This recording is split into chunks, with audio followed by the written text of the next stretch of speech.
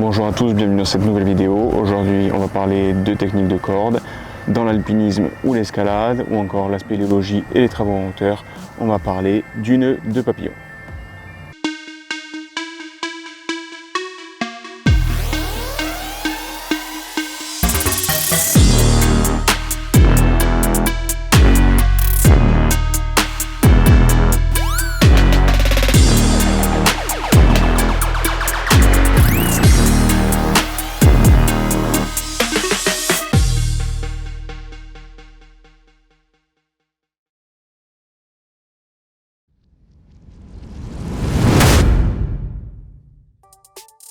Donc le nœud de papillon, il est aussi appelé nœud de papillon alpin, nœud de vire ou encore nœud d'encordement.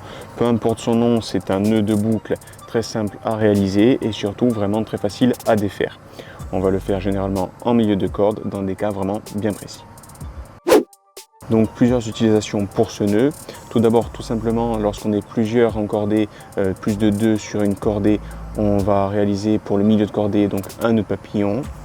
On peut également le retrouver pour des nœuds de friction, justement pour des traversées de glaciers. Donc plusieurs nœuds pour avoir plus de friction lors d'une chute en crevasse, par exemple. On va également le retrouver pour un nœud intermédiaire sur une main courante. Il sera donc facile à faire en milieu de corde et surtout il sera facile à défaire même s'il y a eu une tension dessus.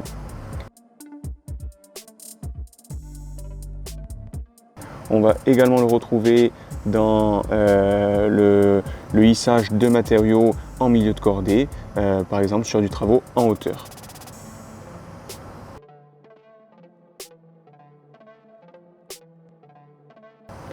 On pourra aussi le retrouver lorsque l'on a une corde qui a un défaut en milieu de corde, donc pour parer à une casse de la corde, on va tout simplement réaliser un nœud de papillon avec le bout de corde vraiment positionné dans la boucle. Je vous présenterai ça et donc on aura une corde qui sera beaucoup plus sûre. On le retrouve également pour amarrer deux cordes comme vous pouvez le voir de cette façon. Elles seront d'autant plus faciles à défaire même lorsqu'il y aurait eu de la tension dessus. Il y a plusieurs techniques pour le réaliser, plutôt simples et plutôt rapides. Donc après, à vous de l'adapter en fonction de votre situation et de vos habitudes de travail. Donc la première, tout simplement pour faire un nœud papillon, donc une boucle sur la corde en milieu de cordée pour encorder quelqu'un ou hisser une charge par exemple, ou encore faire une main courante. Donc personnellement, je vais prendre la corde là où j'ai envie de faire ma boucle. Je vais venir entourer 2 fois autour de ma main. Donc je vais avoir 3 passages au niveau de ma paume de main. Je vais venir prendre la corde du milieu, la passer derrière la corde qui est du côté de mon pouce et venir recoiffer toutes les cordes pour passer dans les boucles. Ensuite, je viens tirer sur le nœud, tirer sur les 2 cordes à l'extrémité et on peut voir que le nœud de papillon est très bien réalisé et que ça a été vraiment très rapide. Deuxième façon de réaliser donc une boucle avec un nœud papillon en milieu de corde.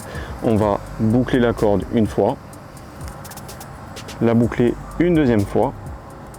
Donc de cette façon, on peut voir qu'il y a déjà 2 trous bien distincts. On va venir passer entre les cordes du bas et rentrer dans les 2 boucles. On tend bien tout. Et on a notre nœud de papillon. Comme je vous le disais, il est possible de réparer plus ou moins une corde dans des situations un peu compliquées, donc pour toujours pouvoir s'en servir même lorsqu'elle est effilée, lorsqu'il y a un souci au niveau de la corde. Donc lorsque l'on a bien isolé le problème, là par exemple c'est simulé par ce petit bout de sparadrap. Donc admettons que la corde est fissurée à cet endroit-là. On va venir faire notre nœud de papillon vraiment à ce niveau-là. Donc la boucle, il faudra qu'elle se trouve ici. Donc tout simplement, on va venir faire notre boucle en partie haute. Notre deuxième boucle, on vient coiffer le bas, passer dans les anneaux. Et on a donc notre défaut sur la corde qui va se trouver au niveau de la boucle haute du papillon.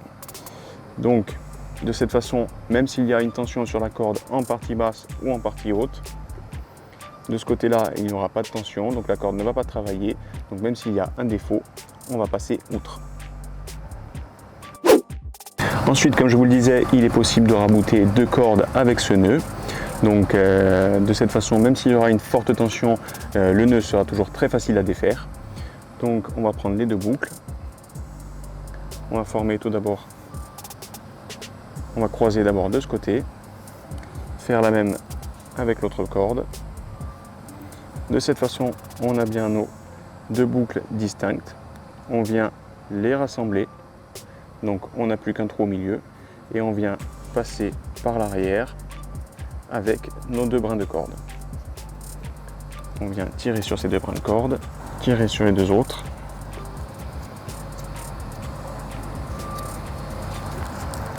Et on a notre nœud de papillon qui est bien réalisé avec la tension sur les 2 brins que l'on va utiliser.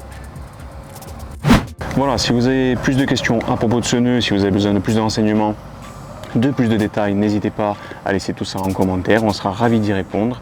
Vous pourrez également certainement le retrouver sur nos réseaux sociaux lorsque l'on poste des vidéos, lorsque l'on utilise ce nœud, donc sur Instagram ou Facebook.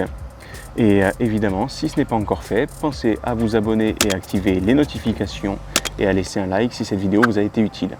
Je vous remercie et je vous dis à la semaine prochaine.